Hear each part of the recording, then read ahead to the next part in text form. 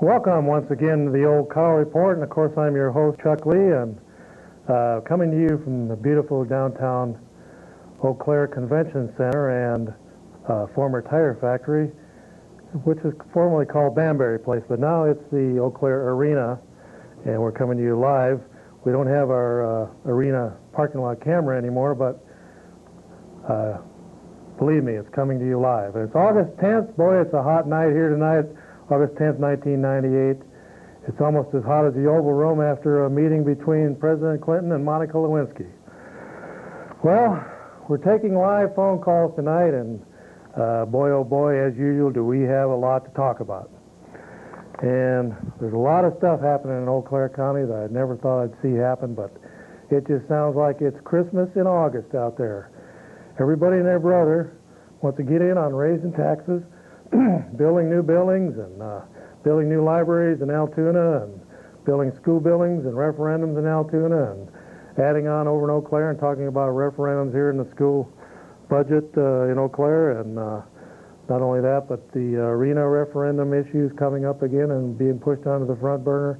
And then to top off the icing on the old tax and spend cake, we got Howard Ludwigson out there running all over the place in every radio, newspaper, and TV ad he can get on, and or not ads, but every program and every article, pushing for a 0.5% sales tax, wanting to raise taxes to cut them. That's a new innovative idea here in the state of Wisconsin, raise them to cut them. So we're going to be taking phone calls tonight on all of those issues, on the arena referendum that's coming back onto the front burner again, on the Altoona school referendum coming up, which is multi-million-dollar, on the bond issue over there to build fire stations and libraries over in Altoona, on the Eau Claire School Board announcement that they're going to have a, let me see, what is it, a $103 million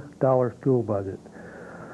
If I recall, ladies and gentlemen, just a few years ago, with just a short 4 or 5 years ago, there was a $50 million budget. Now it's a $103 million projected budget for the 1998-99 school year, in the face of no less than 330 less students in the school system. That's what they are estimating. In the 97-98 enrollment was down 175 students. And the 98-99 budget is based on 160 less students than in 97-98. So that's a total of 335 less students. And yet they're putting that referendum back on the front burner, saying we need more school buildings. It just doesn't figure. 335 students, and that's that declining enrollment is in the elementary segment. That's a couple of school buildings right there. So instead of consolidating and doing things like what they used to call maintenance, like fixing roofs and fixing windows and putting siding on and insulating and putting in new furnaces and just doing basic maintenance on the buildings, they're talking about building new ones. So here we have a $103 million school budget. That's about a 12.3% increase over last year's budget, which was bloated. And then to top that off, not only do they want $103 million for 12 months to run the schools here with a declining enrollment, but they want a multi-million-dollar referendum they're going to push down our throat again. And if that wasn't enough, the arena is coming back full force with their multi-million, between $30 and $50 million arena that they got cooking. So hopefully we're on the air. Are we on the air tonight, Roy? If we're not, and if it looks like we're having technical difficulties out there, just give me a call and we'll check it out. In the meantime, Roy Rogers Hoff, my pyrotechnical engineer in the other room there, is telling me that we have a call. And I guess we don't. Roy, what happened to the call?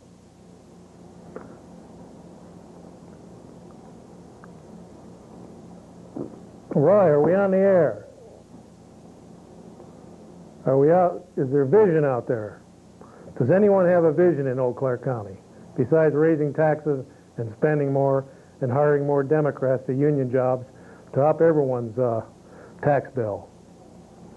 In case you haven't figured it out by now, ladies and gentlemen, all the municipalities, the county and the city, are just bloated with Democrats on their rolls, backed up by their unions, and that's why we're getting, in the school board system, that's why we're getting these bloated budgets here. $103 million school budget for 335 less students than we had 2 years ago.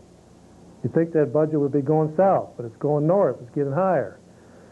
Now, did you get a 12.3 increase in your wages this year, so that you can pay the increased taxes you're going to have to pay on this bloated school board budget? And on top of that, we got a 0.5% sales tax that Howard Ludwigson is pushing out there. Ladies and gentlemen, with all these conservatives out there running around wanting to build buildings downtown, build arenas, having 0.5% sales taxes they want to hike on here, I've had to break down and coin a new phrase, I'm sorry to say. You know, we're used to talking about the liberals and how they like to tax and spend, but unfortunately the new phrase is those dirty tax and spend conservatives. And that's the new phrase of the day. So we'll try and take a call now. I think we got everything wired up here correctly, and we'll see if we can take our first call of the evening. Go ahead, caller, you're on the air.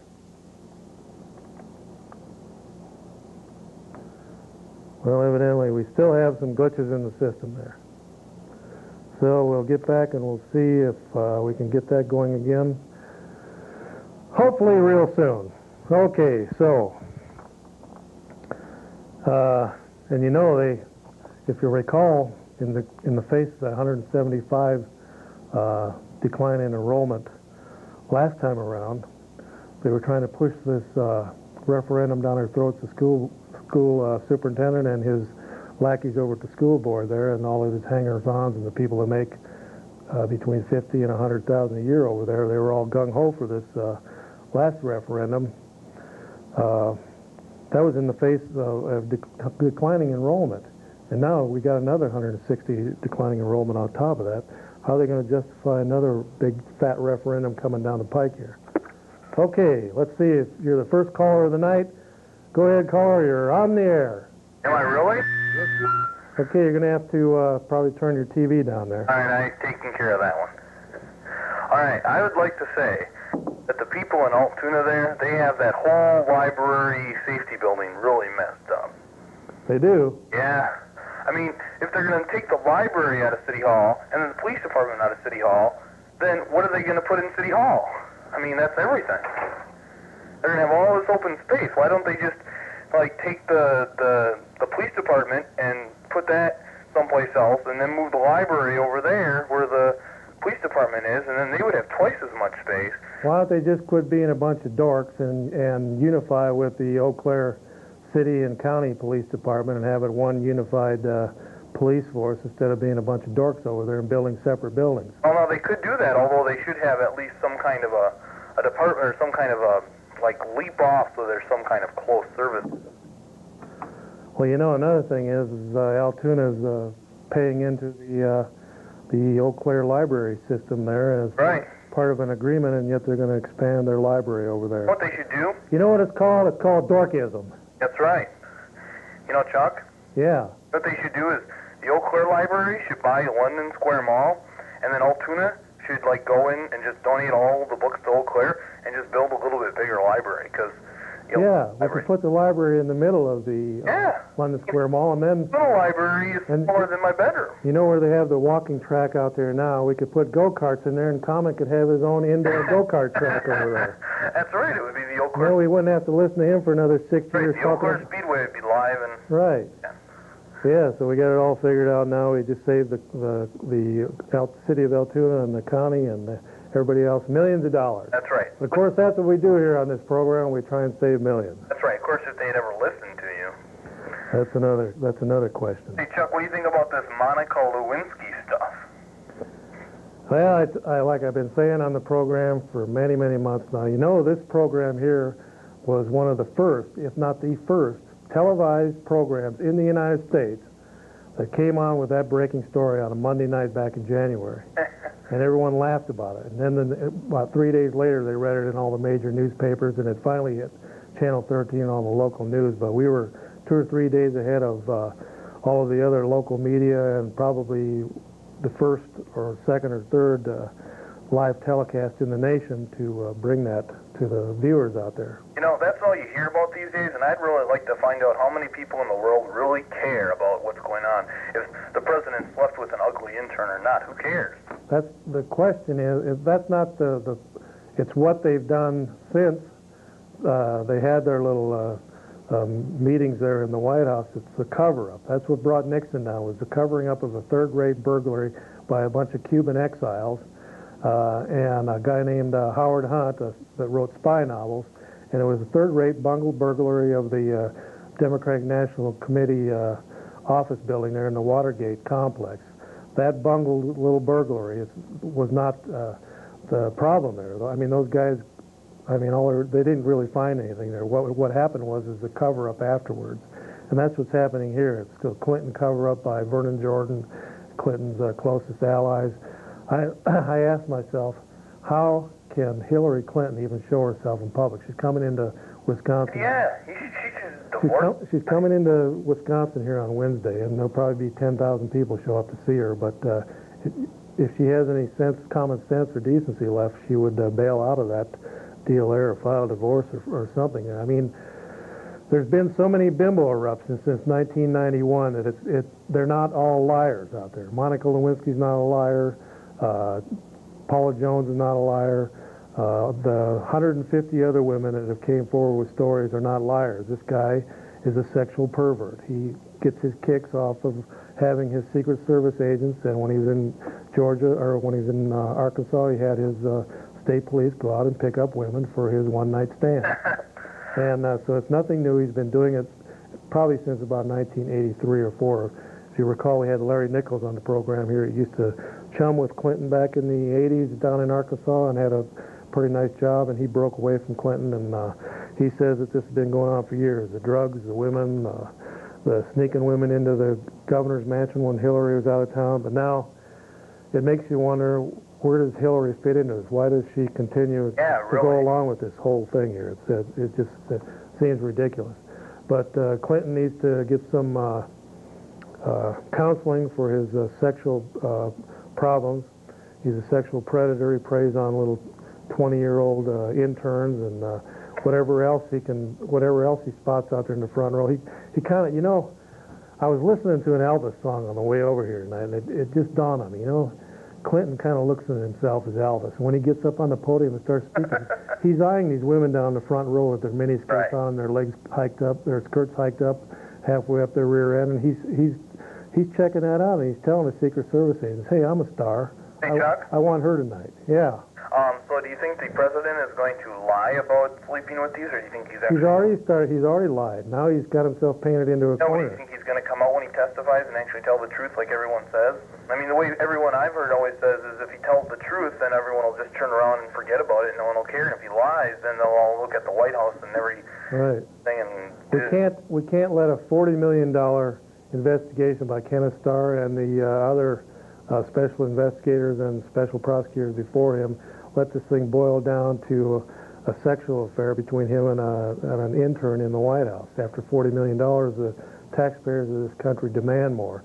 And so if Clinton can get this out of the way, then hopefully, well, not hopefully, unfortunately, there's a lot of other things that still need to be dealt with that haven't really been dealt with, like the 1,000 files that this bouncer that was hired by Hillary Clinton, this bouncer that worked in the White House, he spirited away over 1,000 FBI files of prominent Republicans, brought them to the White House. They went through them, punched in a bunch of secret information and private and confidential information and unlawful information into the White House computers so that they could build a blacklist against their enemies, and they created a friends list.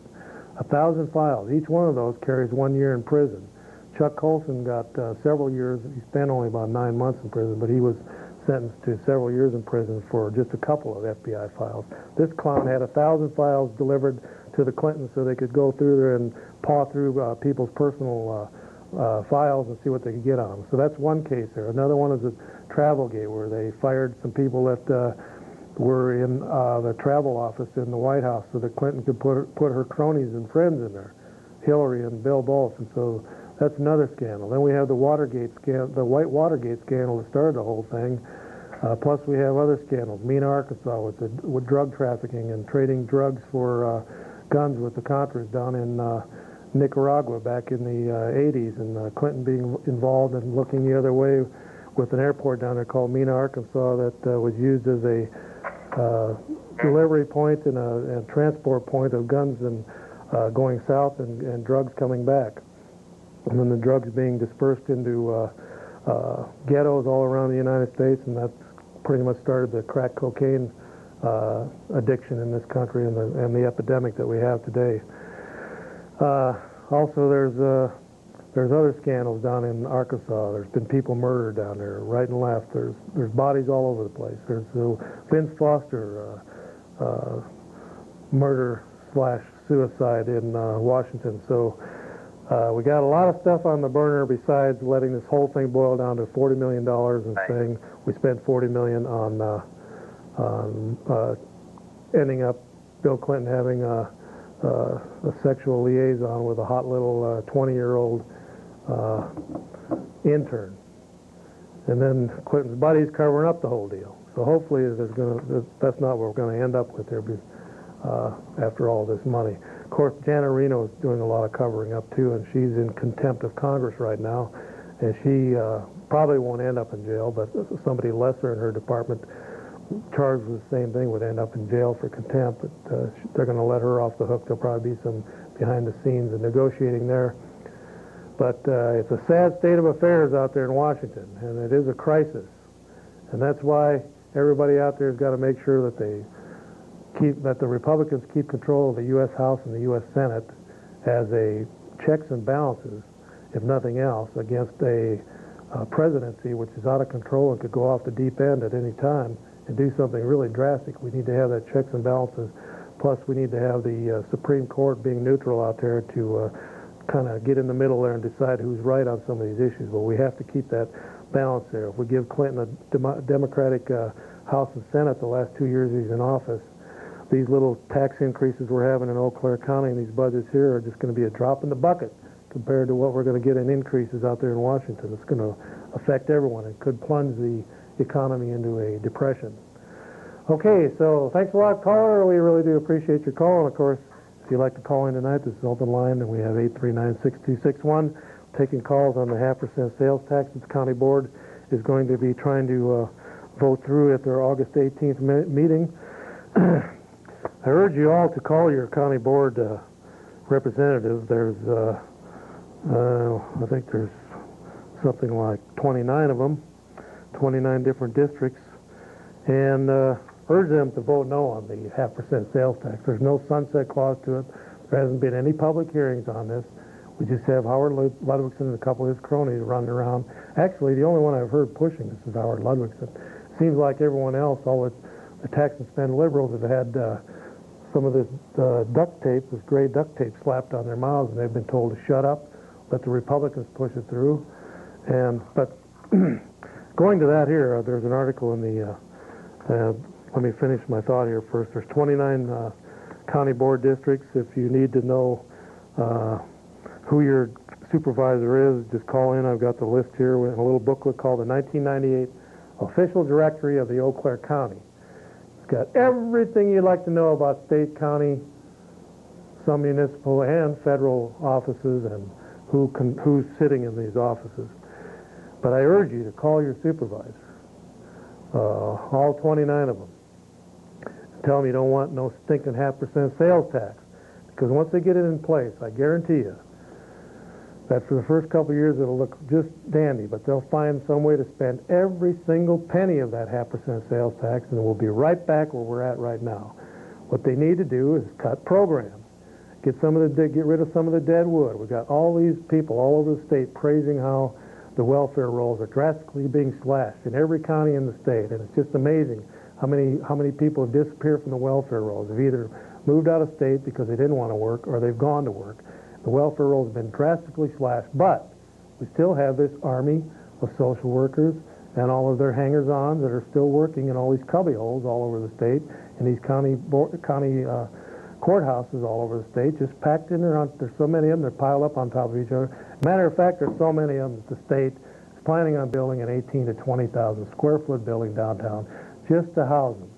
And what they're going to do is institutionalize and lock it in for many years to come, these people's positions, even though supposedly they're not needed now, that because the people are falling away from the welfare rolls, they're going back to work. But we still have these people locked into these positions, thousands of them, all across the state, and they're just sitting there twiddling their thumbs and fighting over who's going to go play golf that afternoon. Go ahead, caller, you're on the air.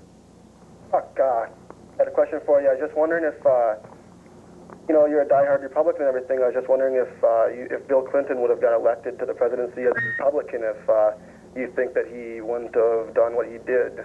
Do you think, I mean, that he did it just because he's a, you know, an evil Democrat? I'm not a Democrat either, you know. I think that, you know, both parties are greedy and corrupt. Well, Clinton has been greedy and corrupt going back to the 60s. Oh, no, yeah, there's no doubt about that. He was a left-wing radical during the Vietnam War. His wife was a wet-behind-the-ears lawyer who represented people like the Black Panthers, and she probably still has ties to the Weather Underground and people in hiding and the leftists and the communists. Clinton was trained in some communist, by some of his communist buddies in Italy earlier in his career. He spent some time in Russia during the Vietnam War and some time in England. Some people say maybe he was a CIA spy or maybe a double agent. No matter what, though, this is a pattern that Clinton has. There's also many stories about Clinton and his drug problems, his use of cocaine, his buddies, his stepbrother, spending some time in prison for cocaine usage and sales. One of his buddies down there named Dan Lassiter heavily donated money to the Clintons early on in their career. He ended up in prison. He was where he was getting his money to funnel to the Clintons was through pushing cocaine to little kids down there around the Little Rock, Arkansas area.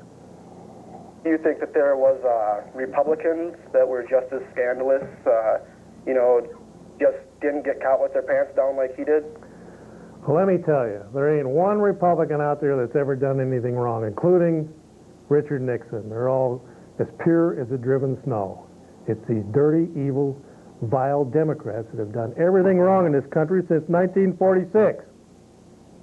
And you can take that to the bank. All right, so if you'd like to call in and find out who your supervisor is. Of course, there are a few good Democrats out there, the ones that are conservative, pro-life. They don't like raising taxes. There's some very good Democrats running down in Illinois right now, very solidly conservative, pro-life Republicans, Democrats, anti-tax. And there's a lot of them in the South that they're still clinging to the old system because they have to get elected as Democrats, but they're 99.99% Republican.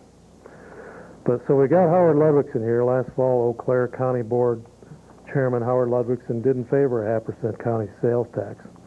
That's when he still had his head screwed on right. This article was by Julian Emerson, July 24, 1998. But Ludwigson and some other members of the county administration and finance and budget committees have changed their tune in the face of a projected $1.6 million budget shortfall in the year 1999. So here we go in just a couple of short years from a surplus, because we got rid of the center of care that a lot of people fought not to get rid of. We got rid of the landfill. We got rid of both of them, sold them lock, stock, and barrel, and got out of it. That should have gave us a bountiful surplus for several years to come, but they squandered it away. They blew the money from the sale of those two, and now here just a couple short years later, we're $1.6 million in debt for the 1999 budget. So here comes Howard Ludwigson traipsing in and says, oh, the only thing we can do is raise taxes to cut taxes. There hasn't been any public hearings on this. There are just a couple meetings in their little county administration, finance, and budget committees. And they're coming out now and they're going to say, we got to have this 0.5% sales tax. It'll be the salvation of the county.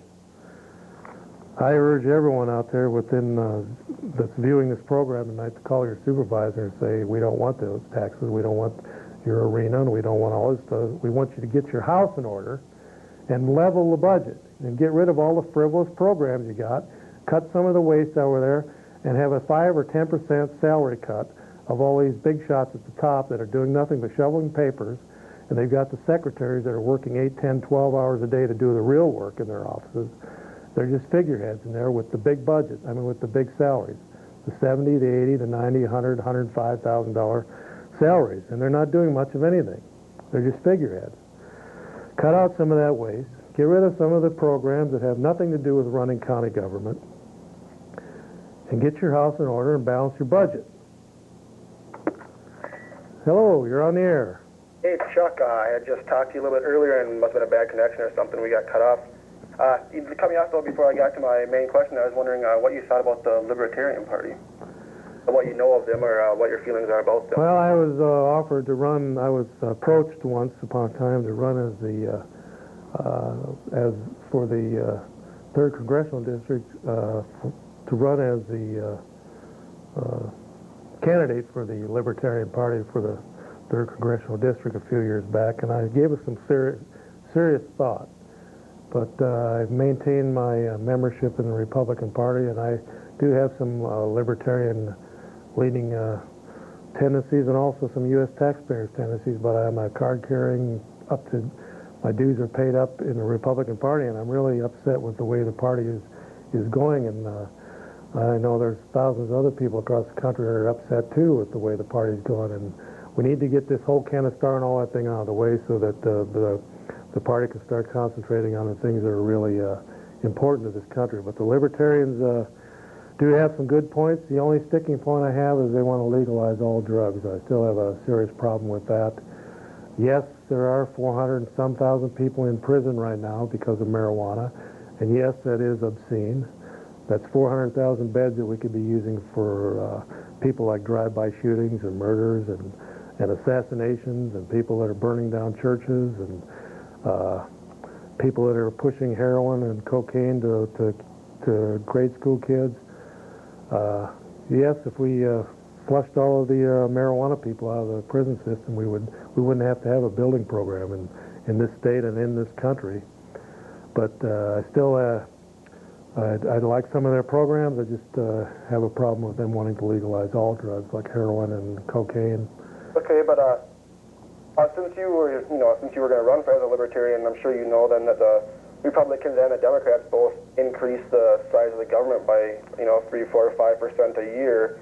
And don't you think that the reduction of government and government control over people and government imposing their morals on the people, don't you think that's more important than the legalization of drugs?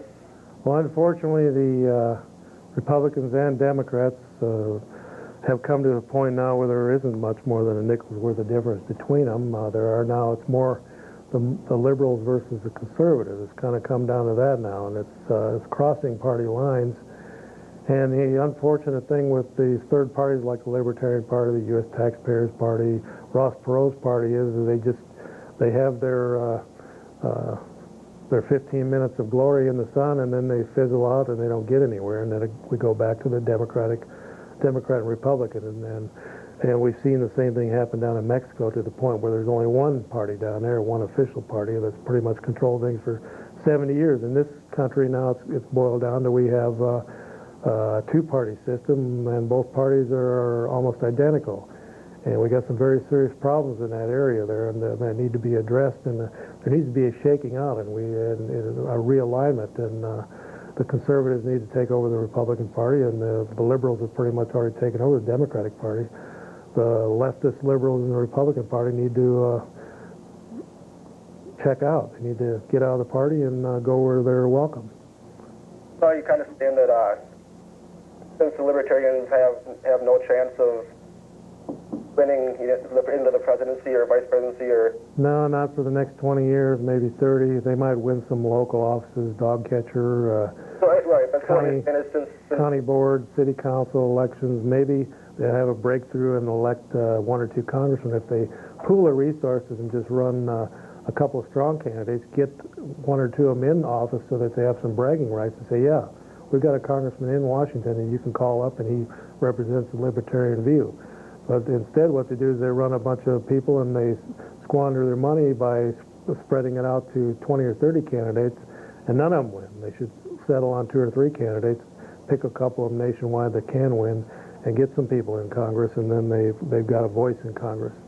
The way the system is set up now, it's in other countries where they have a parliamentary type of a system where if the Libertarians got 10% of the vote, they'd get 10% of the representation in the House of Parliament or in the U.S. House. But in this country, it's majority wins, and right now that's either Democrat or Republican. There's not the third parties don't have enough juice to. But if it was set up in a different way, one of the reasons why the Libertarians are haven't risen up to the level that they should have risen up to, because of all the balloting restrictions and things like that the Republicans and Democrats have imposed to make it right. It's very for a third party to rise. It's very tough to get on the ballot in states. I was involved with getting a third party on the ballot in this state, and you have to get thousands of signatures, and then once you get on the ballot, you have to maintain so many votes every couple of years, or you're pulled off the ballot. So I think there's like 5 parties now that are on the ballot in the state of Wisconsin: Democrats, Republicans, Libertarians, U.S. taxpayers, I think maybe a communist and a socialist party, and that's about it. But they have to run a candidate every couple of years to maintain their access on the ballot. So it is weighted in favor of the Democrats and Republicans. Libertarians had a chance of winning. Would you vote Libertarian? If they get their act together on some of their issues, like the drug issue, okay, and get realistic. We can't legalize heroin and start handing out needles and end up with 5th graders hooked on heroin. We got to be realistic about it. There are some drugs out there that are nasty, like angel dust. You want to legalize angel dust so that we have people strung out on that stuff around the country and have massive amounts of murders. And I don't know if legalization is going to make all of a sudden thousands more people. You want to have 10,000 Charlie Mansons out there? As a matter of fact, this year is the anniversary of a couple of deaths in this country. Leno and Rosemary LaBianca were murdered by the Manson clan on this date back in 1969. And the day before that, they killed Sharon Tate, the heir to the Folgers Coffee fortune, and 2 other people the night before. And they were doped up on LSD, so we want to make LSD legal so that we have 1,000 Manson clans out there going around murdering people? I should say not. We have to be realistic about it. I just don't know if it worked that way, though. Well, that's why it's illegal, because we don't want a bunch of idiots running around doped up and killing everybody. All right, well, thanks for calling in. Okay, so on this date, besides the Manson clan going out and doing their dirty work high on LSD and trying to start a race war out in California that they thought would spread to the whole nation, and using songs from the Beatles album like Helter Skelter, and just doing some idiot things out there, and they're paying for it by still being in prison 30 years later. Some other things that happened on this date in history. In 1944, Guam was liberated by the Americans during World War II. Franklin Roosevelt was stricken with polio on this date in 1921. And when I was growing up, polio was still a very serious disease in this country. A lot of kids that were growing up my age were contracting that, and we still see the effects of polio here into the 90s, but because of the vaccines that were created, I remember getting those first shots and screaming, sticking the big needle in your arm and getting that big polio shot, but if something was needed, because a lot of grade school kids were being stricken with polio, but polio, to my surprise, even went back to 1921 when Franklin Roosevelt contracted it. We got another call online, but first we're going to have a couple other things that happened on this date in history. Missouri became the 24th state back in 1821, and in 1995, Norma McCorvey, the Jane Roe in Roe versus Wade of 1973 Supreme Court fame, announced that she had joined Operation Rescue, an anti-abortion national organization. So that was 3 years ago today. Okay, go ahead, caller, you're on the air. You have to turn down your TV there. Okay, hold on. I just have to say that I really love cows, and cows are awesome. When I grow up, I'm going to own a farm with 3 cows. And you're going to do what with 3 cows? I'm going to own 3 cows on a farm. Lulu, Delilah, and Daisy. and I love cows, and I was one for Halloween. Well, great. Cows are awesome, and I love your show, and I don't think people should call in and be mean to you. Well, thank you very much for your words of wisdom. We need more people like you. What grade are you in? I'm in 5th going into 6th. Well, great. You got to be careful now, as I've been warning you. You got to watch out when you get into the higher grades there, because they'll be trying to pollute your mind. So keep your mind straight and on the straight and narrow, and always remember this motto: truth, justice, and the American way. Yeah, my mom and dad take good care of me. They keep me in order. Well, that's great. Okay, bye. All right, thanks for calling in. Okay, some birthdays on this date. Rhonda Fleming. She was a vixen back in the 50s and 40s in movies. Some of you probably don't remember what the word vixen means. It was just kind of the Monica Lewinsky of the 40s and 50s. She just was a popular actress back then. She's 75 today. Rhonda Fleming. Jimmy Dean, pork sausage king of the world. And of course, we've got our own carp sausage king of the Midwest. That's on the show from time to time, Fred the True Stafford. But Jimmy Dean is the pork sausage king of the United States. He's 70 today. He sings some country and western songs once in a while. Also, another singer is Eddie Fisher, 70 today, and he had a fling with one of many people that had a fling with Elizabeth Taylor. Was married to her one time, and I think it was Burton, the alcoholic she married, that broke up that marriage, and she ran off with Burton, and he gave her a couple of diamond rings the size of golf balls. He's 70 today, and Renee Russo, she's 44. She's an actress. You can see her in some movies that have been out recently. Go ahead, caller, you're on the air. I like this set. It looks really cool. Thank you very much. Is it nice and clear out there? Everything's focused. You can see all the colorful things on the set here, like the little cows and Flavin' Pop and Common's head. Yeah. Common had a nose job here recently. You can see there after Common looked in the mirror, he went and got his shotgun out and went down there and took care of the guy that did that nose job to him. That's why Common hasn't called in lately. He's recuperating from his nose job. And of course, we have our Flavin' Pop here, and have you heard the Flavin' Pop jingle? No. You haven't? No. Well, it goes something like this. Flavin' Pop, I don't drink slop, drink Flavin' Pop, the thinking man's drink. What's Flamin' Pop? Well, you'll have to go down to your local...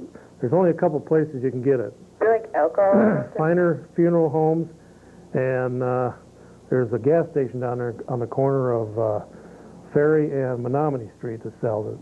Cool. But you can get it at Finer Funeral Homes everywhere. Cool.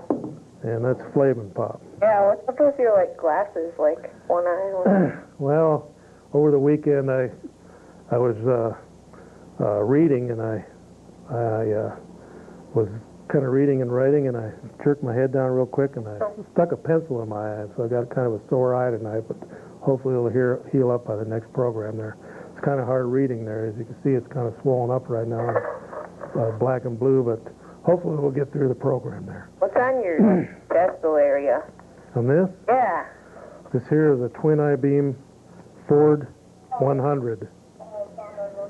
Haven't you ever seen the rappers in the ghettos and stuff that have the great big ones they swiped off of Mercedes-Benz and stuff? Yeah. Well, I'm a country rapper, and I've got a Ford twin I-beam. I have a Chevy one. All right. Well, way to go. Thanks for calling in.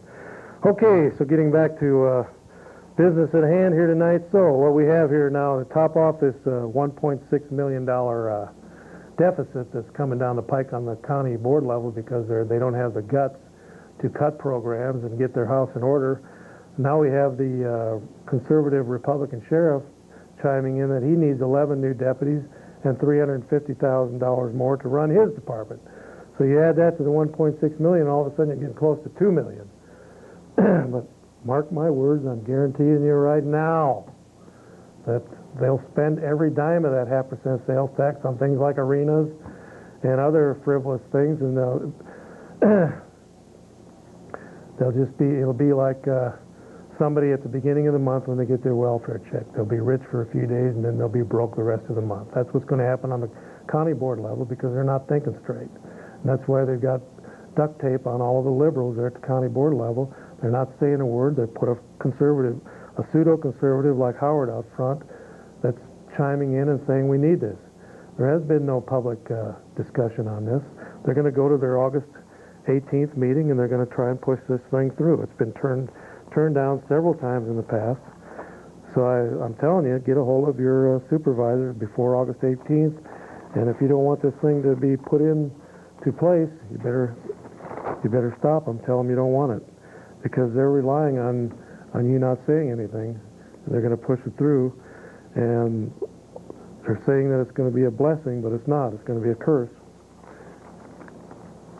Go ahead, your caller, you're on the air. Hi. Say, it's been a while since I've got to watch your show, so I haven't really heard your views on this Monica Lewinsky-Clinton thing. What do you think of all this? Like I said earlier, it's just it's one of those little rabbit trails that we went off on, and Kenneth Starr, the first thing he'd really sink his teeth into, because he botched the investigation of the Vince Foster murder/suicide. He botched the Whitewater grand jury down in Arkansas that went on for several years. A couple people were sent to prison. One of them was murdered in prison. The other part of that sidekick, McDougal's ex-wife, she spent over a year in jail because she wouldn't talk. And you got a sitting governor of the state of Arkansas that was under house arrest, had to step down from the governorship. So these clowns took the blame for Clinton because they know if they didn't keep their mouth shut that they might come up with some unusual accident, like just stepping out of their house and maybe being blown away or something. So they were smart enough and they were high enough up, they knew to keep their mouth shut. But So what do you think, if the evidence shows that he's guilty, what do you think we should do with him?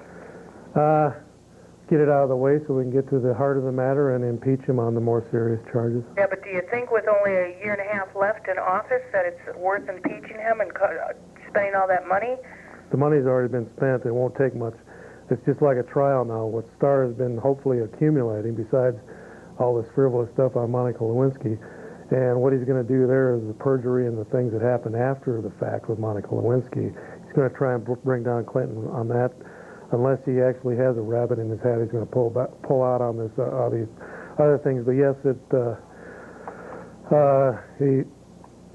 we can't let presidents go around doing what Clinton has been getting away with, and just saying, well, okay, you got your 8 years, and we're going to let you loose now, and go ahead and take your millions of dollars and retire happily ever after. Well, I think it's a pretty sad fact when we spend 90% of our time telling our teenagers that are dying from AIDS and having unwanted babies, that you're not supposed to have sex with anybody outside of marriage. You're not supposed to do it just for the fun of it.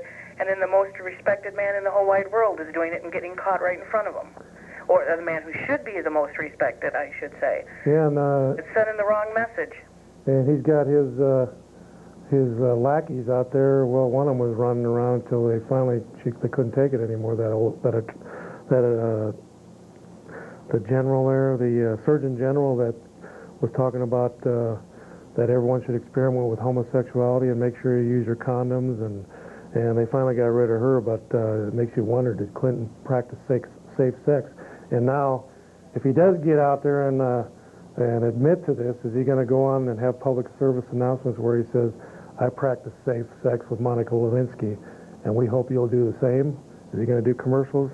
I think it's time to just... Maybe he'll be hired by a condom company after he's out of office. Oh, I don't know. But yes, Clinton, the whole United States, he's the #1 person. People look up to him for guidance, for leadership. Well, he's it's like a... and be a role model for the youth. Kids having unwanted babies and leaving them in bathrooms and AIDS all over the place and STDs everywhere. And we're telling them in schools, we're telling them at home, every time they turn around, we're telling them that this is not something to be taken lightly. And then we see a grown man they're supposed to respect with a young woman in the Oval Office. Well, Clinton's 50. When this happened, Clinton was about 50, and she was around 20, 21. Yeah. I mean, She's old enough to be his daughter, and here he's taking advantage of her. She's starstruck. She's all aflutter that she's working for the President of the United States. And the first thing he does is he's a sexual predator. Well, I think it's time to get rid of him and find a man whose brain is located in a different part of his body. Amen and hallelujah. Thanks for calling in. All right. All right. Antonio Banderas, 38 today. Antonio Banderas. Ian Anderson. Can anyone call in and tell me who Ian Anderson is, age 51 today? Rosanna Arquette, another floozy actress. She's 39, almost over the hill now, playing bit parts when she can get work. All right.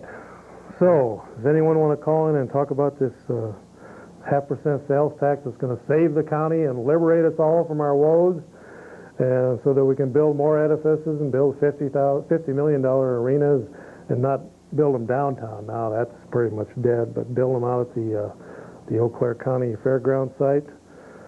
And how about this, all this money they're spending over there in Altoona, and then all of a sudden now we got a $103 million school budget. It was on this show just a couple years ago. I was talking about a $58 million school budget was obscene.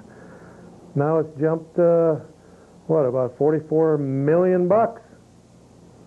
These guys are obscene. Go ahead, caller, you're on the air. Yes, hello. If the county gets their increase for a sales tax, 1.5% or whatever it is, I think we're going to be forced to sell our home because the city has socked us with a stormwater utility fee lately. Now they want to add a recycling fee to our property tax, and we're just not in a position to be able to pay for these things. And we won't be able to keep our home any longer. Well, you got to take it. Excuse me, but I just wanted to mention before I was off that we're also paying for a $5,000 assessment for the street work they did in front of our house last spring. Right. Yeah. And they, I know what you're going through. What they're doing is with these special assessments, they're only taking a few people at a time, and they go after them and say, okay, we're going to redo your street, and we're going to slap you with a $5,000 special assessment. And if you don't pay cash, we're going to charge you interest on top of it. Well, that street and that sidewalk and that sewer system and that lighting there is to the benefit of everybody in this city. That is a city thing, and everybody in the city should pay for it. They should take the 500 plus properties that are off the tax rolls in this area and put them back on the tax rolls and have them make them pay their fair share of streets, of city lighting, of sidewalks, of police and fire protection, because they are being protected by the firemen in this city. They do use those sidewalks. They do drive their cars to those buildings that are tax exempt. And so yes, they should pay their fair share. And there's over 500 of them. If you don't believe me, call up the city and ask the business agent down there how many properties are off the tax rolls. It's multi-millions of dollars that aren't being collected because they're not paying any taxes. That should be spread around to every taxpayer in the city, that the sidewalks, the streets, the lighting, the police, and the fire, all that stuff should be paid by everybody, not zero in and make some poor little 80-year-old woman cough up $5,000 to fix 100 feet of sidewalk and street in front of her house. That's obscene and it's ridiculous. Let her pay a couple more bucks a year. Let us all pay a couple more bucks a year, and we can get the streets straightened out and get them all fixed in the city here. We can have a massive building program, let everyone foot the bill, and let it and pay for it yearly instead of strapping people that can't afford $5,000 here or $4,000 there. In some cases, upwards of $10,000 just to have a couple of feet of sidewalk put in and a couple feet of street put in front of their house. It's ridiculous, obscene, and it's just the city's way of going after a few people at a time, because they know that with the full weight of City Hall against a couple hundred people that are going to have to pay those special assessments in any one year, they know they can get away with it. It's called Mafia-ism. Go ahead, caller, you're on the air. Yeah, see, I have a question for you. Mm-hmm. Go ahead. Okay, what do you think of Rod Krabeck? Well, Rod Krabeck, he wants to be a conservative. He's got one foot in the conservative world, but he's still got another foot in the liberal world, and hopefully somebody's going to stand up and push him into the conservative world and let him make up his mind, because I guarantee you the two people running against him are big tax and spend liberals. Rob, you can't be carving out that liberal territory anymore. You got to get across the fence, get to where the grass is greener, get on the Republican side, and quit trying to be Republican Democrat. Get over there and be a Republican, because I guarantee you if you don't, you're going to lose, and they're going to put a liberal tax and spend Democrat in your place. That's what I think about Rob Krybeck. Yeah. I like him. He's a very nice, he's a great person, and he's an excellent politician, but he needs to know which side his bread is buttered on, and he needs to get 110% in the Republican camp and quit kowtowing to the liberals. Is he divorced from his wife? I don't know if he is or not. I hope not. That's the rumor that's going around. Well, that shouldn't preclude people, because over half the marriages in this country end up in divorce, and probably half your politicians have been married once or twice or three times. It's part of hazard duty of being a politician. You're not home very much. You have to attend everything. Everybody's calling you.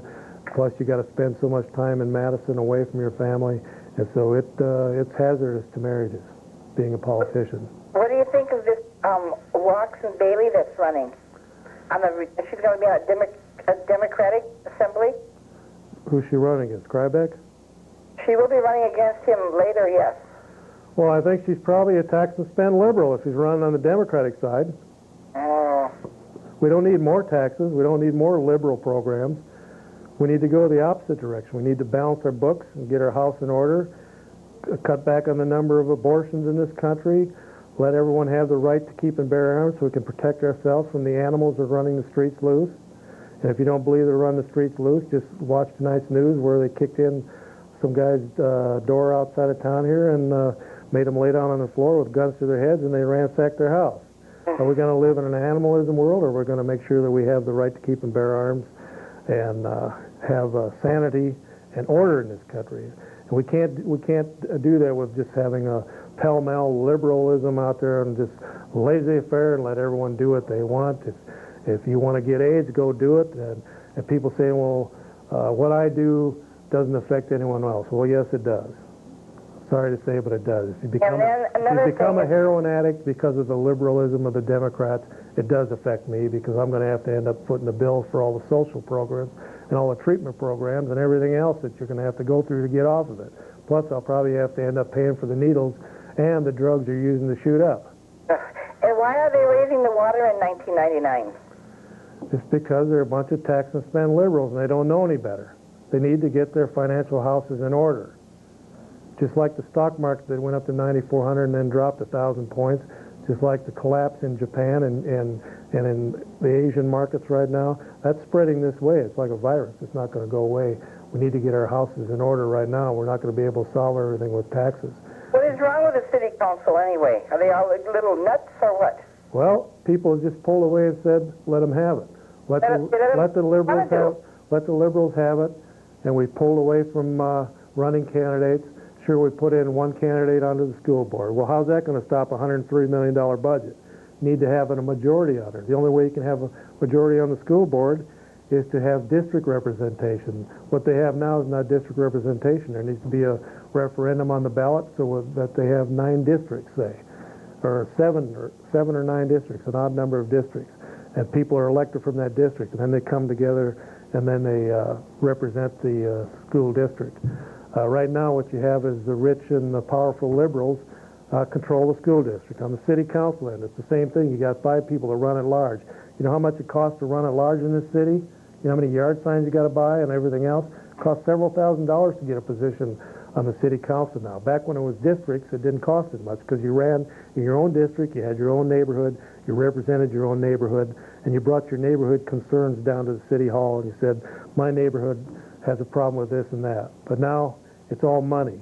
And once they get in there, it's like they have amnesia all of a sudden. They say that's the old tax and spend liberalism that we've had for 40 years. Throw money at it and we can fix it.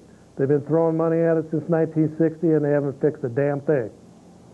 You think any of them watched your program? Yeah, they watch it. They call up from time to time. I know they watch it. Quite a few people down at the county courthouse watch it. Most of the media in town watches it because it's one of the only media sources in town that's willing to talk about these issues.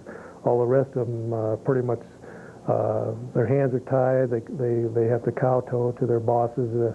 This year I don't have any boss. This is public access. I'm my own boss. The program's been on for over 10 years now, and we're going to continue to stay on until the communists come and close us down. I enjoy your program. All right. I have one more thing. Do you think that we'd be better off with a mayor? Well, of course we would. Well, how could a person go about getting a mayor? Because the idiots that ran the mayor thing last time drove it into ground with their stupidity and their secretiveness and their little secret meetings. They didn't open it up to the thousands of people that needed to get it pushed through. They wanted to keep it down to a little handful of about 5 or 10 of them, and they drove it into ground with their idiocracy. Do the city councilmen, do they get paid for their positions? Yeah. Oh, that's a crime. We need to have a mayor and a district representation form of government. That's what this city needs. Well, we sure need something. And the school district needs to have district representation. 9 districts or 11 districts, and the president needs to be voted on either by the school board itself or an at-large position that would represent the whole city, president of the school board. And then they should pick the superintendent and get rid of these tax and spend liberals they keep bringing in here, running up the budget. They're going on tripling the budget now in the last 12, 14 years. I used to say they doubled it, but now they're going on tripling it. It's getting totally ridiculous. It's totally out of hand. They don't know any better. All they know is throw more money at it and we can fix it. And they haven't fixed nothing.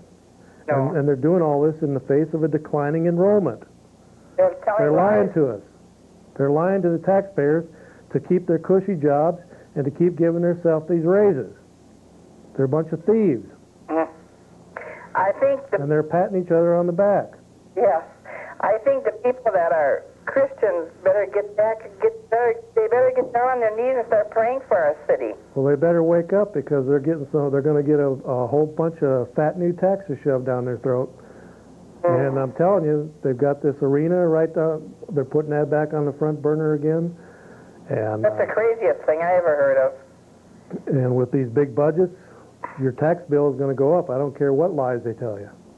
And then when they get the arena, what are they going to do with it? They They're never going to bring rock and roll drug crazies in here to sell drugs around town. And they're going to have a bunch of gang violence. Gangs will be going out there and then having shoot-ups out in the parking lot.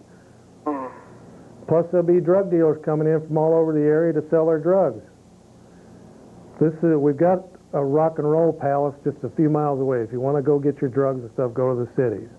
We got another one down in La Crosse that's lost money for years. Just about every arena in the country is a money loser. And we got a bunch of losers that keep trying to bring it up. And they never have anybody that's religious. If they have Lowell Lundstrom here, nobody likes to have them here. They don't like anybody that's got that'll. We can bring Lowell Lundstrom in here. We got a 1,000-seat theater right downtown. You can have an afternoon and an evening program. You can bring 2,000 people. You got the high schools that have great big gymnasiums. Plus, you got the theater at Memorial. They can pack that out with. I think the Memorial seating is like 1,400 or something. They're not religious minded. Plus, you got the Regis. You got the Regis Auditorium. Plus, you got the Zorn Arena. There's plenty of arenas and stuff already in town here. Plus, you got the Civic Center downtown here. That's another white elephant that the city finally got rid of, but they gave it away. They gave it away for chump change to a millionaire here in town. I'll tell you. And they wanted a swimming pool, and they got it. Yep. Well, anyway, I guess that's the way it goes. We just need to get better representation. More people need to start running for office. Yeah, I think you're right. Okay, thanks. Getting re-involved in politics. Thanks for calling in. Well, I guess it's that time again. We want to thank everyone for tuning in to the Old Cow Report tonight. It's been directed by Roy Rogers Hoff Sr., technical dude Andrew Felix. This is the August 10th program. I want to thank you all for tuning in, and don't forget to drink your Flavin' Pop, and remember, truth, justice, and the American way always wins out. Thanks for tuning in. We'll see you next time. Adios, amigos and amiguettes.